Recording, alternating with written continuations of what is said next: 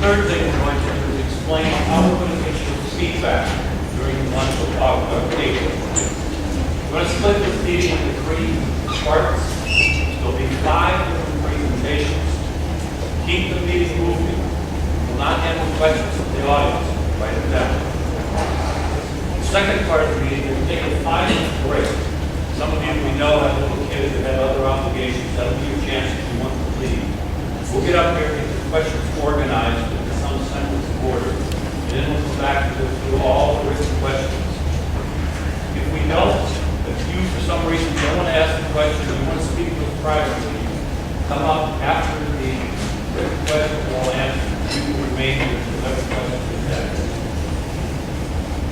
On paper, the issue of septic versus sewer is really quite simple. The resident wants village council to extend the village sewer system to where it presently ends, which is basically, we say, Bell and Sunderland. Extend it down east to Bell and Snyder. There are over 200 homes that presently have septic systems. The Bellwood neighborhood, which is Lakeview, Leeds, on the north side of Bell, they've had sewer systems for quite a number of years. Now, the issue is simple on paper, but it's really not. Extending the sewer line is a financial issue, it's a neighborhood issue, it's a water quality issue, and it's an emotional issue. We're here to provide facts to reduce the emotion. Thank you. When residents and neighbors talk about sewer systems, it can be quite emotional. If we continue the septic systems or we install sewer systems, no matter what, it's going to affect the water quality in South Russell and the surrounding communities. So the issue is, do the residents who live in South Russell between Sunridge and Snyder Roads want village council to extend the present sewer line from Sunridge to Snyder? We will look at the results of the survey that will take in April. Making the decision will be John DeShawn, 15 years on village council. Jack Bender has been on council for 12 years. Mark Porter's been on council for 9 years. Brian Costura is in his 2nd year. And Mike Carroll, I lost Mike someplace. Mike Carroll's been on council for 4 months. He's getting chairs in the back. I'm Bill Coons. I've been on council for 9 years. I grew up in a little town called St. Mary's, Ohio, where my college job, my high school job, was working at the St. Mary's Water Pollution Control Center, which is a fancy name for the sewage plant. And maybe that's why I got this job tonight, I don't know. I spent a lot of time in the sewers or a lot of time in the plant. And the joke in our neighborhood, my grandmother was Grace Armstrong, and Neil Armstrong was her nephew. And at family gatherings, the family would always say, well, we have one member who walks under the earth and one member who walks on the moon. But anyhow, I have lived, as some other members of council, I've lived with septic systems for many years, and I also lived with sewer systems. Mark will explain in a minute how we're going to survey everybody. Just want to let you know, if for some reason other people were not able to attend, Village Council meets every 2nd and 4th Monday in the Village Hall at 7:30. Thank you again for coming to the meeting. Mark Porter has been on council, as I said, for 9 years. He's a member of the Public Utilities Commission, and he'll explain how things are going to go. Thanks, Bill. As Bill said, I'm Mark Porter. I, along with Mike Carroll, who's running the video camera tonight, are on the Public Utilities Committee, and we're the ones that put this event together so that information can be put out to all the residents who might be affected by the proposed sewer extension on the eastern edge or end of Bell Road. Bill said I've been on council 9 years, and I remember last time this issue came up, and that was when Maple Hill residents approached council with the idea of extending sewers only to Maple Hill. And that project ultimately did not get done. But once we had heard recently, in the last 6 months or so, from Lake Louise and from folks on Maple Hill, as well as some others, Village Council decided we would proceed with finding out the depth of interest in this project. In your mailing that you probably received maybe 2-3 weeks ago, there was a ballot, and the ballot talked about $27,500 for sewers and things of that nature. That was based on a motion that was made in council, and council at that time let it go that way. Since that time, this past Monday, in fact, council decided to break this into a two-step process. The first step would be to gauge the interest in the willingness of people to pay engineering fees that will be talked about more by the water people. And again, once we understand just how deep that support is, and we decide to go forward, if we decide to go forward, then it would be a second round once the engineering costs are fully known.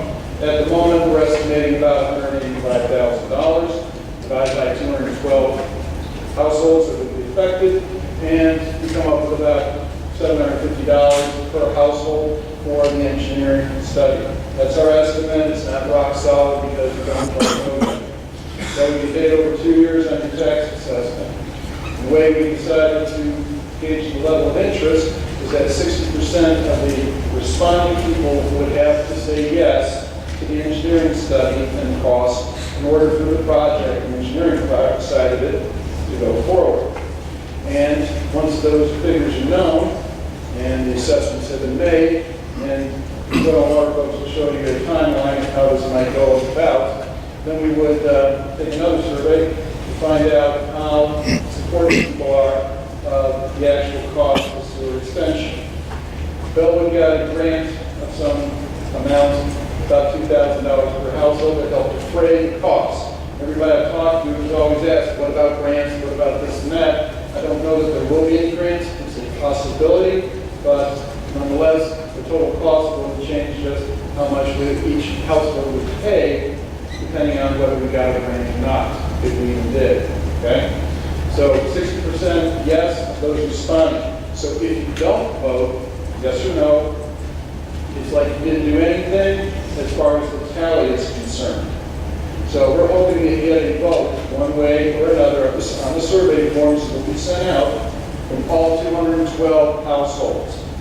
And we hope that everyone will vote, and then the 60% figure will be judged against the number of responses we get. And as a note on that, Lake Louise submitted a petition that has circulated amongst their folks so that we have their results already. So the rest of you who are in the other subdivisions along Bell Road will be individually surveyed, okay? So we're hoping to get a full response from everybody, and then we'll go forward depending on the response that we get. Dan Romanowski will be collecting the tally and making the tally and the ballots. We want you to return them by either mail or you drop it off at Village Hall, and they start going out tomorrow. Is that correct, Daniel? They go out tomorrow. Okay? You should have it in your mailbox by Saturday, I imagine, or Monday at the latest, so that the sooner you get it back, the sooner we can make a decision whether to go forward with the engineering study or not. And we hope that everybody will participate. And if you have questions for the night, as Dr. Coons mentioned, please write them down on the card, and we'll collect them toward the end. We also have people from the health department here to answer questions about the septic system. We have Senator John Eklund who's going to give us his take on current legislation that is enforced in Ohio with regard to septic, and also where it might be headed in the next few years. And from the encouragement in the Senate, Ohio State Senate, we think Senator Eklund is the one to make that presentation for us. So at this point, I'll turn the microphone back over to Dr. Coons. We'll bring up our first speaker.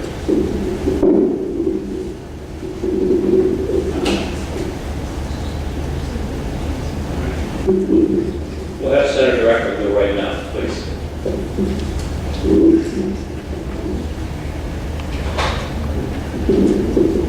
Thank you very much.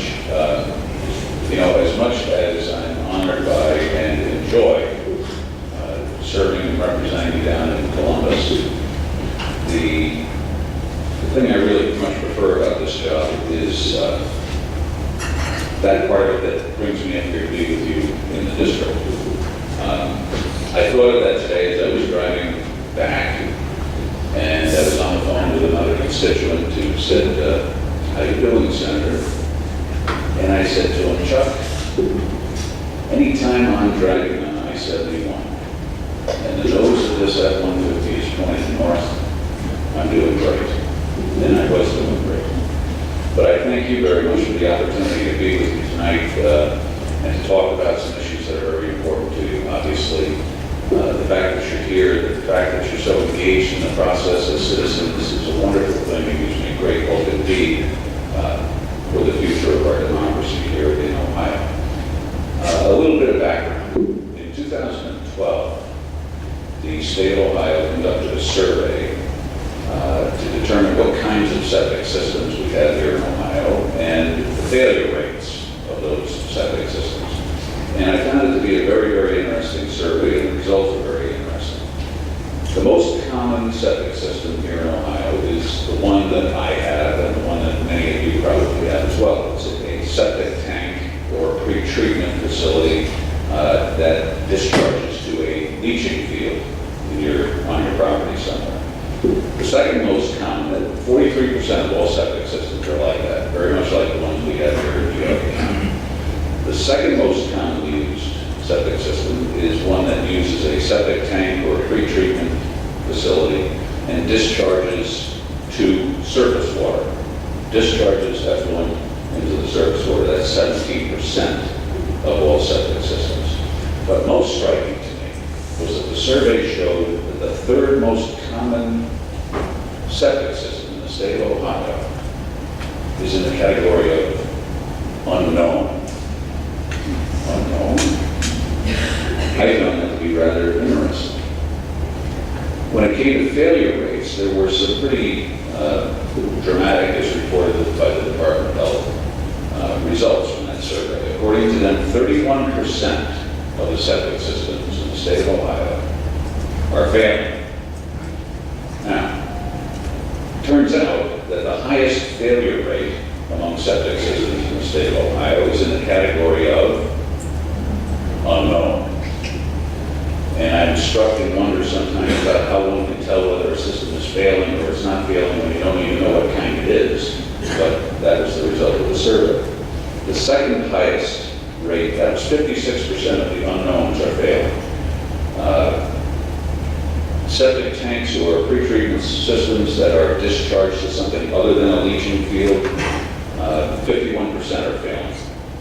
And septic systems or pre-treatment facilities that discharge to the surface water, according to the survey, 49% are failing.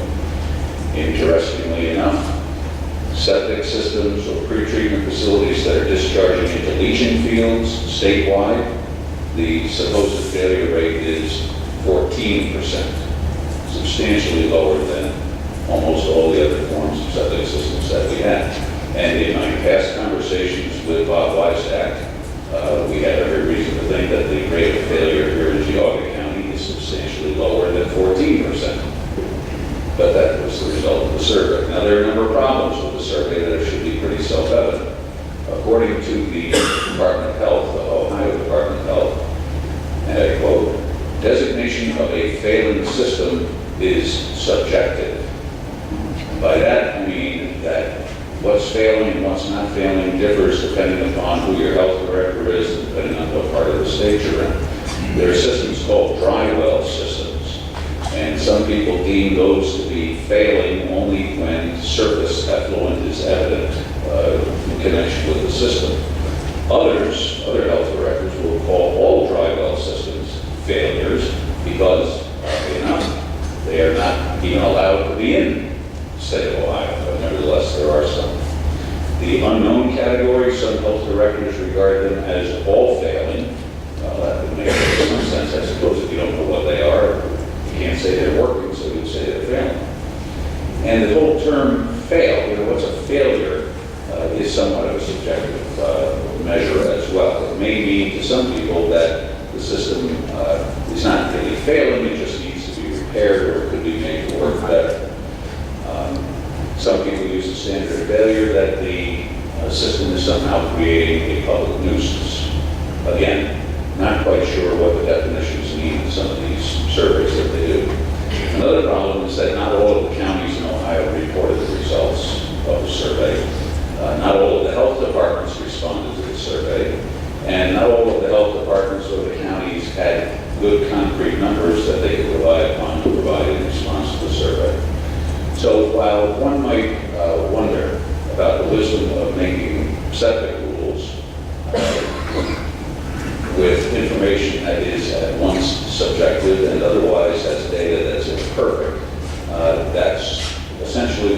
General Assembly mandated that the Department of Health do, that they write rules for septic systems here in Ohio. And to be fair, the survey I was describing to you was not done in order to make the rules.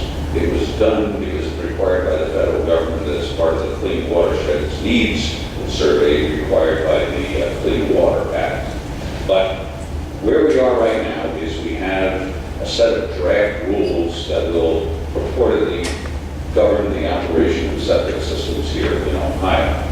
That process began back in actually 2005. Rules were originally promulgated in 1977. In 2005, the General Assembly passed a law that said the Department of Health was to create new rules to govern the operation of septic systems.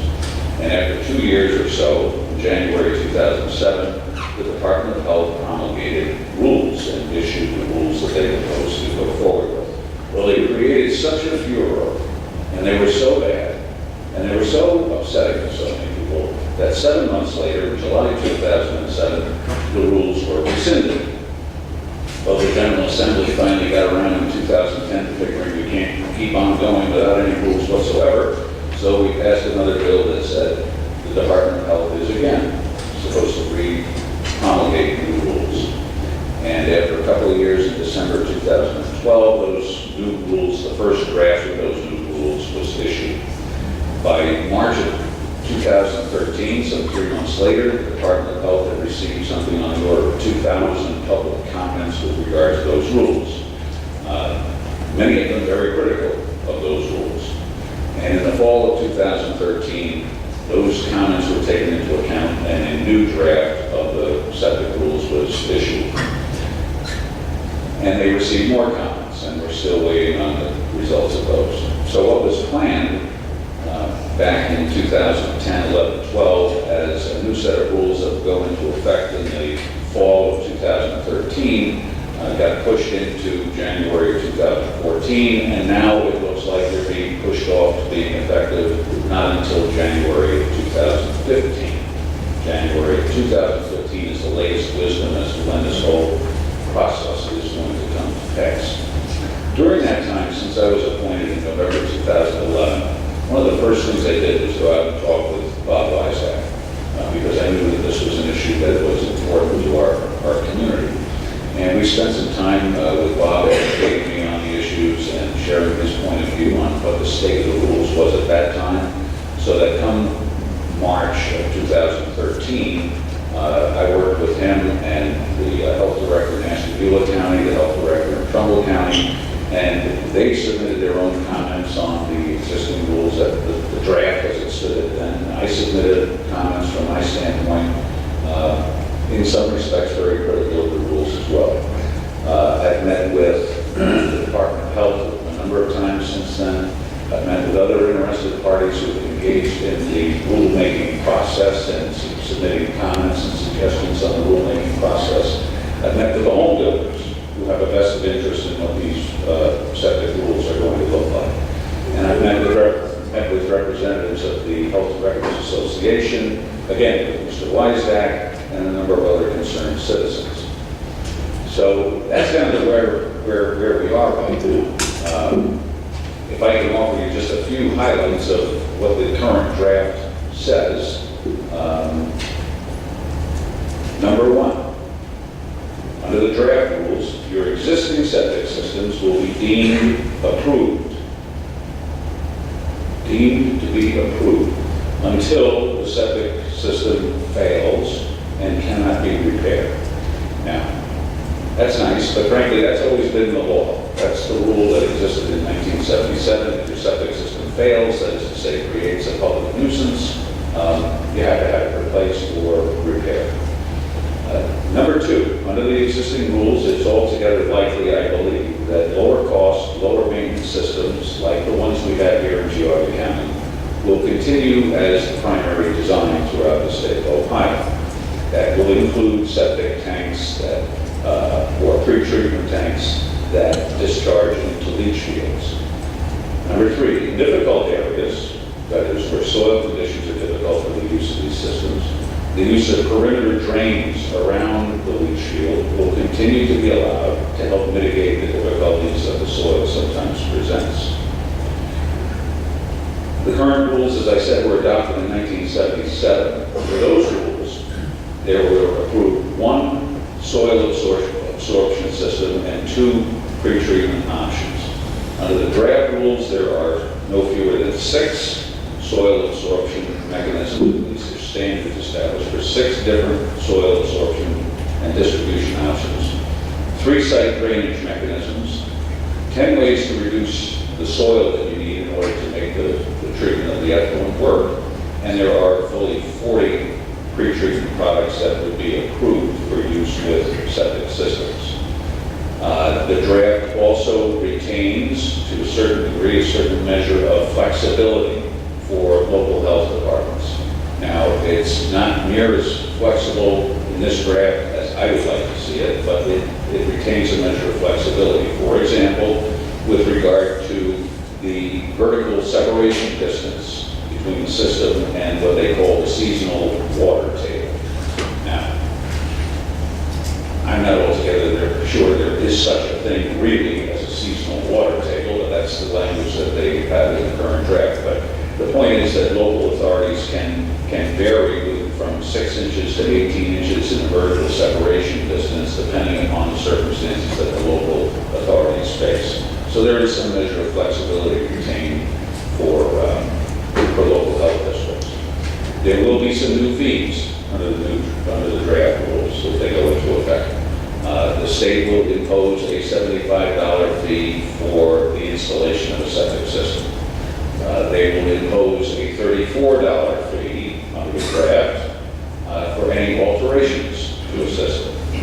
And the local health authorities will continue to have the discretion to set the operating fees and the length of the permit that is issued in connection with a new system, up to 10 years.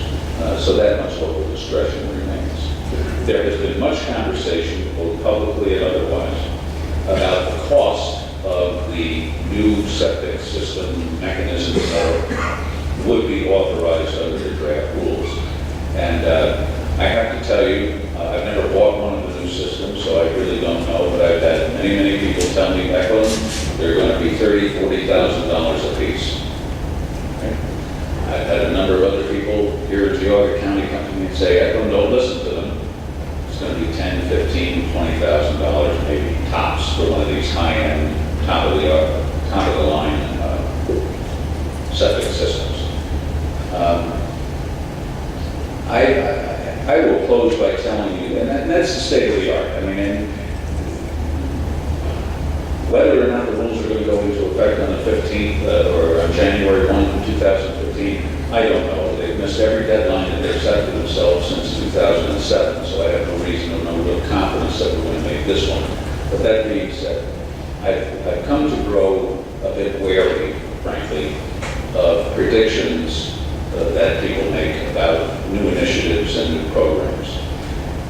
Usually, those predictions fall into 2 big baskets. Over here is the sky is falling.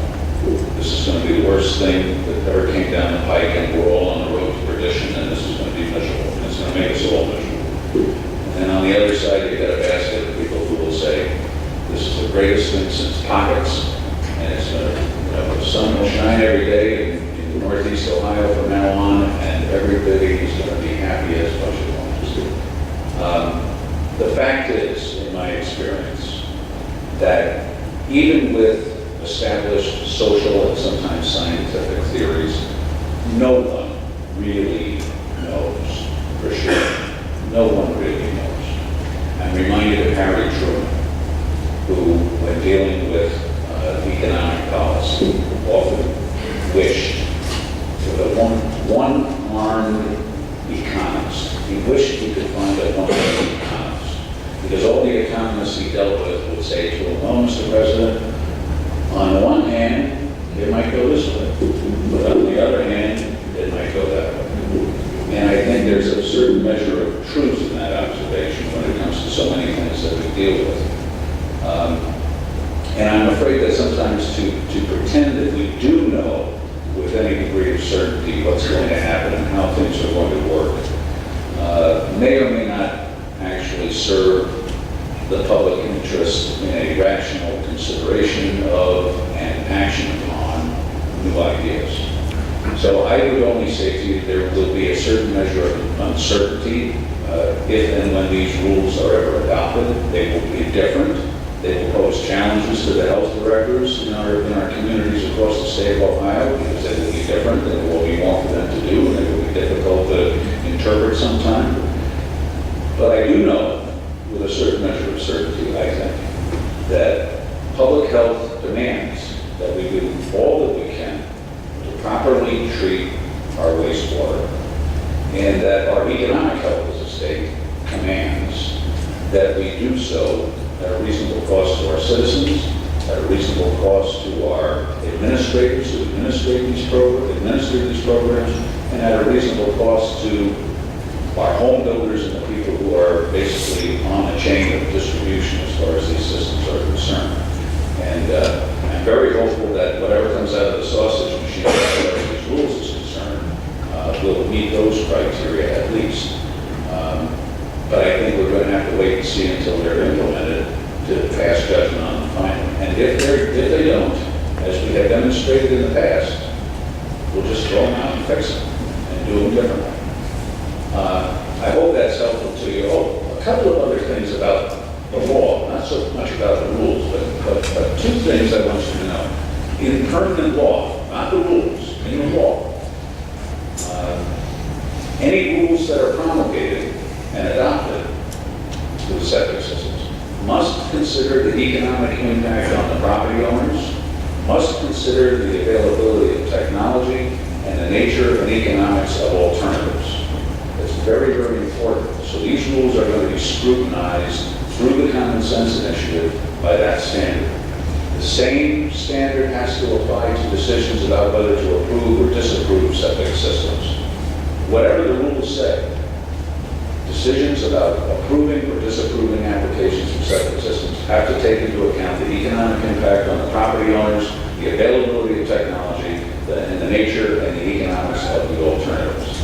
And finally, we have in permanent law, and the rules do nothing to change this, that a right of appeal and a right to a hearing for any homeowner who is aggrieved by a decision with regard to their septic system. If you deny a permit, or if you're told they got to change it, or any decision is made with regard to your septic system, they have a right to appeal to either the common pleas court in the county in which you reside, or to a sewage treatment advisory board, which every county is supposed to have. And the sewage treatment advisory board is made up of 3 members. One is appointed by the health commissioner. One is appointed by the director of health. And the third is appointed by the probate court judge in the county. Okay?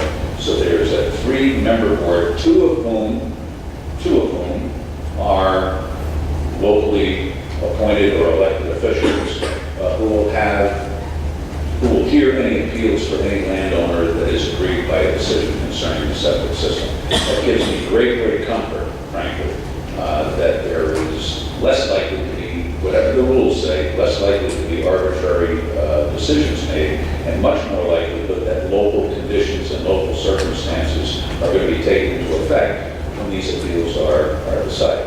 And the beautiful thing about it is whatever happens on those appeals, under the law, is a final decision.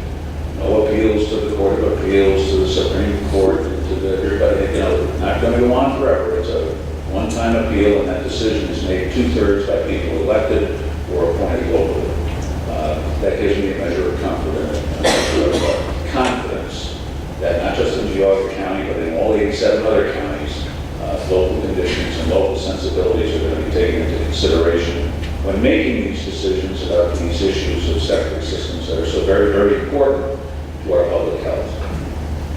I very much appreciate your patience. Again, for your being here and being engaged like this is a testament to you all as citizens of this great state, this great county.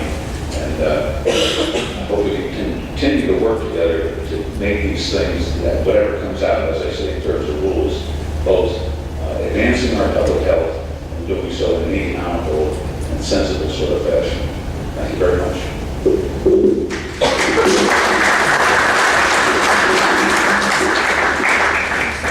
Thank you, Senator Eklund.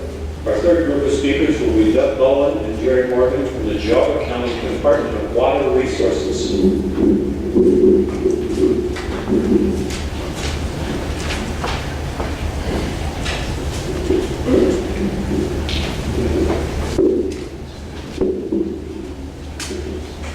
All right, you're going to be handing out a little note sheet of paper here, and this came about after we met with council and the mayor on Monday night at the meeting, and sort of ironed out a few things, and this is sort of what we talked about and what I came up with, and it's going to be what you're going to be voting on, what should be in the mail there. We sort of got switched to going with a possibility of first voting on doing the engineering and the master planning of the area first. And then after a year of doing that, you'll be able to make a better decision once you know all the facts and information. So as you're going to read on the screen there, the scope of the project really would be is that request the health department to put a moratorium on any kind of septic tank upgrade for the time being. So anyone that's currently on the books that haven't upgraded, or anyone in the future, would be put on hold. That means if a house would be sold, if the septic tank requirement would be put on hold until this is resolved. The second thing is if you want to do the soil and survey work for this entire project, we would have RFPs and engineering done for the entire project. During that year, while we're doing all this, we would be searching out for some kind of funding mechanism for the project, grant money, loan money, whatever. Currently, the best option would be right now is some loan to the EPA and at 3.3% interest rate over a 20-year period.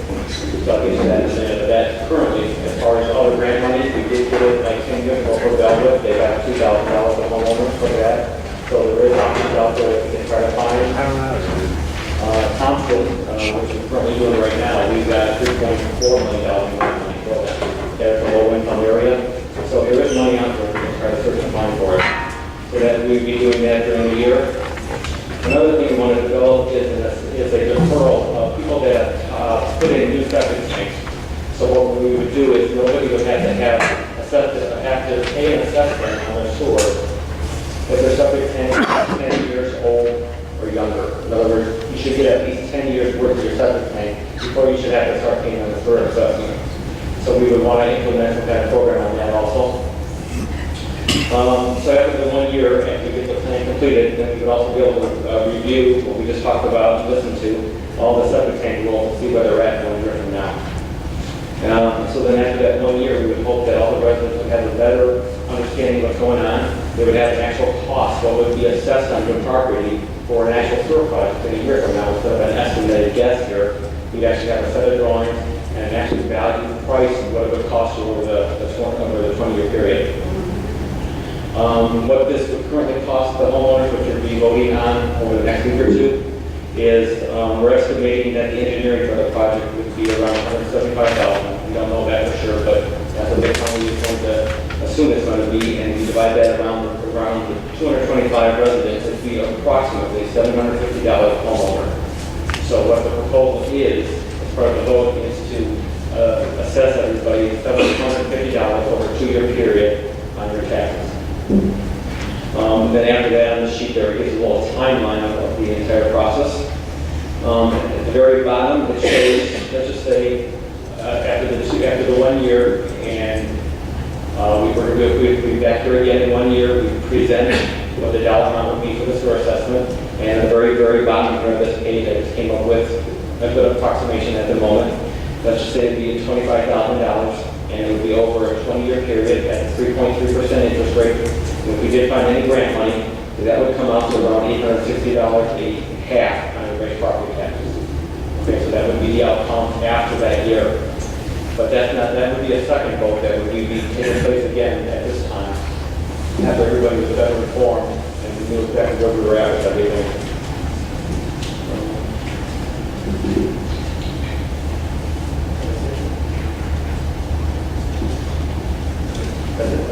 Okay, I think that should cover it.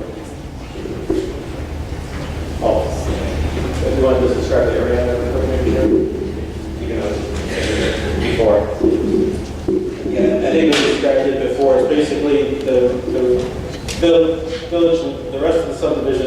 up to but not including Snyder Road. So it'd be Lake Louise, Powder Lakes, Sunridge, Silver Springs, and Maple Hill, as well as the properties on Bell Road from that point out. This map was actually drawn up 6 or 7 years ago when we went through this last time. At that point, Snyder Road and Champion were part of the overall project, but the council's decided at this point they're just asking if it were to come up to basically end on Bell Road at Maple Hill. Okay, again, I guess a little anticipation of a question in the future.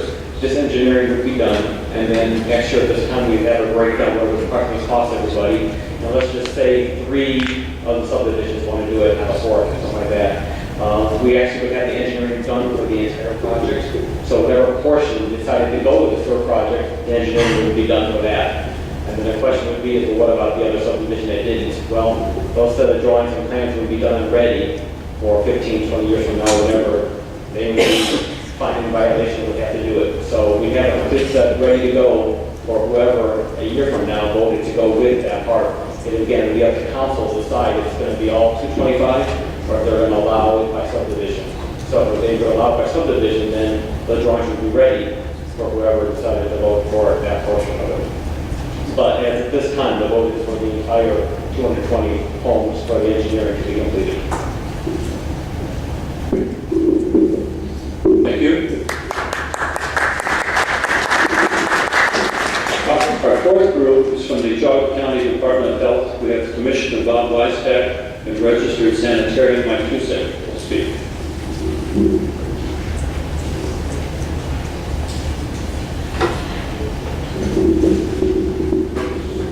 Thank you. Good evening. My name is Bob Weisbeck, and I'd like to touch on a couple of things. On April 1st, it wasn't April 4th. Turn them off. I went across quite a few of the highlights of the proposed sewage rolls that the state is proposing right now. Senator Grandel and I have worked, and Diane Grandel, and I've been involved in the sewage rolls for 28 years next month that I've been in this good county. I've had the fortune to have a great board of health. And if you're not aware, Geauga County has been named #1 in the state of Ohio for the 2nd year in a row as the healthiest county in the state. That didn't come by accident, folks. The good Lord has blessed us with many, many things. And one of them is that we have a good board of health. We have a lot of great people in this county. And looking at the sewage rules that I reviewed with the Board of Health the other night, a few of the topics, some of these topics are extremely disturbing. I am a degreed environmental and infectious epidemiologist. I look at things very closely. I take them apart, turn them upside down, and put them back together.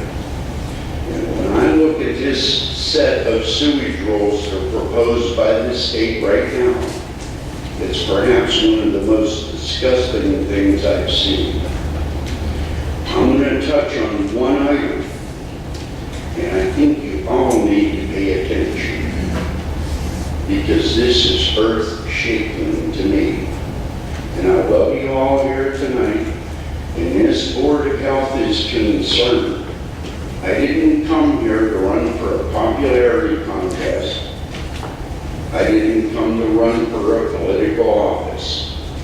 I came here to practice public health. And I think you're seeing it. But just one of the areas that we're looking at, it says under these new proposed sewage rules, boards of health shall, not may, the boards of health shall work with interested stakeholders to develop a timeline and process for phasing in O&M management for prior installed systems and should consider risk factors such as system age, complexity, and risk to public health when establishing the criteria and process for phasing in prior installed systems. What does prior mean to you? Prior means anything that was installed in the state of Ohio, not just Geauga County, whether we have a record or not, you will provide a record to show what you have on your property. This department, I refuse to become a Gestapo, okay? This board has asked me, and we have worked together, and you have one of the best boards of health you can have. We have a 51-page report showing the accuracy of our for sale of property program in this county. Everyone wants to stand up and tell you how bad that they think the sewage systems are. Since 2002, we put in a new, different design sewage system when I came here in 1986. And I'm nothing special, folks, but you are. I spent 3 months in the field analyzing what sewage systems do. We had probably quite a few problems. Today, I can tell you, last year, our first sale of property with on-lot sewage disposal dispersion, they passed with 98%. That's documented, folks. I have some of the best sanitarians you're going to find. So when I hear people from the state telling me they're guessing, and that's exactly what they're doing, because I sat on the telephone and I listened to what the Ohio Department of Health said. Give us any data you have, because we need to put something together. There's 96 pages here. And I'll tell you what, it is the biggest debacle I've seen and most expensive debacle I've seen in my life. And you don't deserve it. And I will not sit idly by and let this go. I'm going to fight and continue to fight. And I need you to understand, I'm fighting for you, the Board of Health is fighting for you, and I would hope that you look at these roles and understand them, because this is something that's going to affect everyone. I know there have been issues, but the bottom line is you have to understand the full ramifications of what's going to happen. This Board of Health has taken the time to sit and go through this with me, so you are not stuck in the middle of a situation that you can't help. Once the rules are put in, you have to understand they never made a law to give you anything. They make a law to restrict you. If these rules, I'm not the law, I'm talking about the rules. If these rules go in, I feel you will become the victim I don't want, nor do I want my staff, nor our Board of Health, and I have a board member sitting right here. We don't want to be stuck with having to do something that we really don't want to do. And I'm telling you this because when you start reaching for your pocket, that's when we at the local level are going to get to blame. And if you look through these rules carefully, it always comes back to blaming your local health department. And when I have people on fixed income,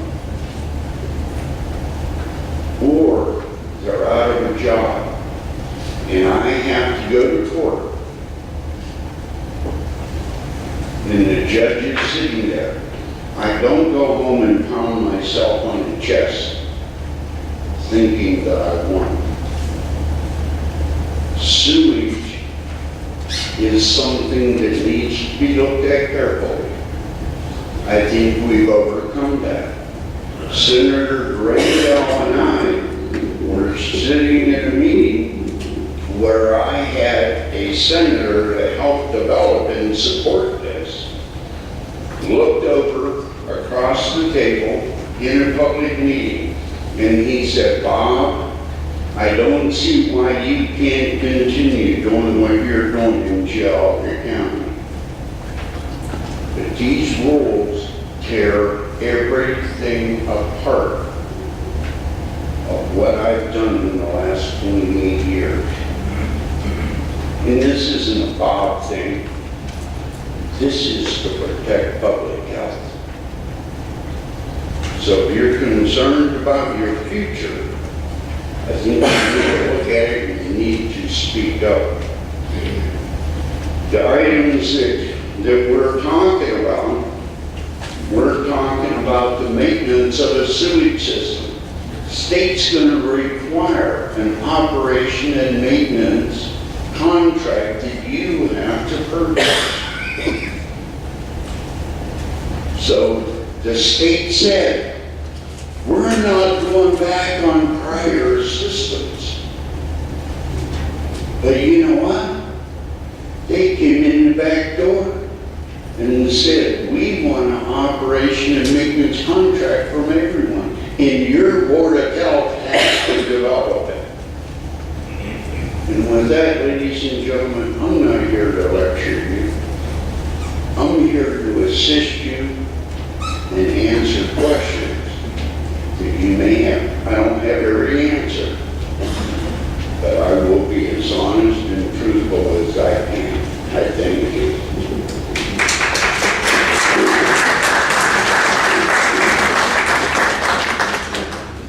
Our fifth speaker is Susan Smith from Paul Bloomberg office in Howard, Canada.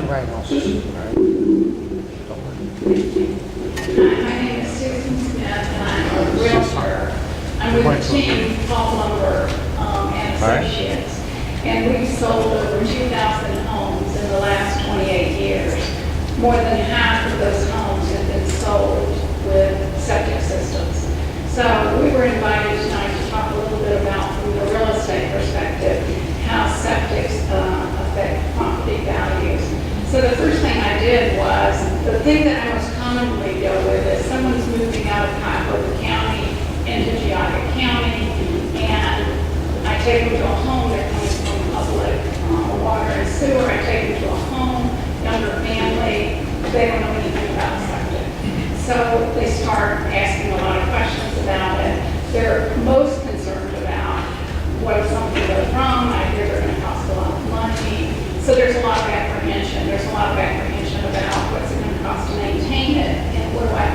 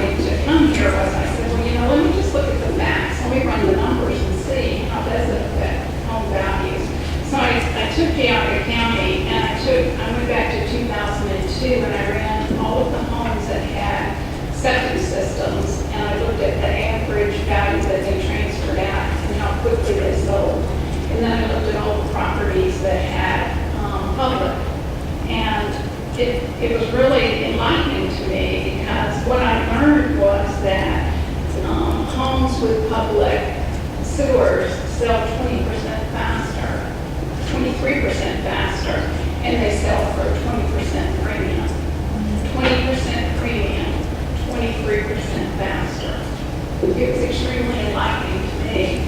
I then backed into it from the anecdotal information that I have when I work with sellers or buyers, and I thought, well, it kind of makes sense. So with all the apprehensions, I can't say that someone walks away from a property because it has a septic, but it does if they don't have someone that can guide them through it. If they have to wait and ask for the funds, then it creates a more challenging proposition to sell your property if you're the homeowner. And on January 10th of this year, we had new laws that went into effect as far as mortgage lending. So from a lending point of view, we have additional challenges now with septic systems.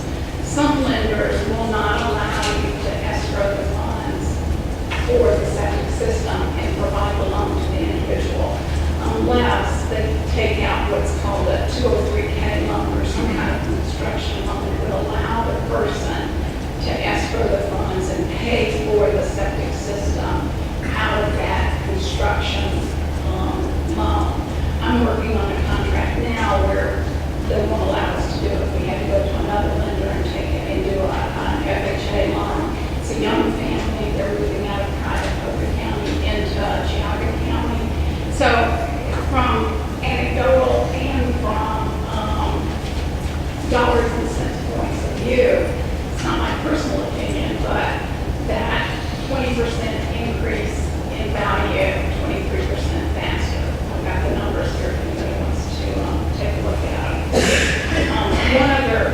One other point that I wanted to make was that primarily the clients that we're working with that are moving into Geauga County, it's not like we have a huge onslaught of people coming in from out of town and moving into Geauga. They're predominantly coming from Cuyahoga County, a little bit from Lake County, some from Portage County, but the majority of the buyers that we're working with, the young families, they're not familiar with septic systems. Some of the older families that move out, they're moving out because the schools, the quality of the schools, they're moving out because they want more land, a bigger piece of property, more privacy, a place where their kids can run and play. So they're very concerned about, is it going to be a safe place to raise my child? Is it going to be a healthy place to raise my child?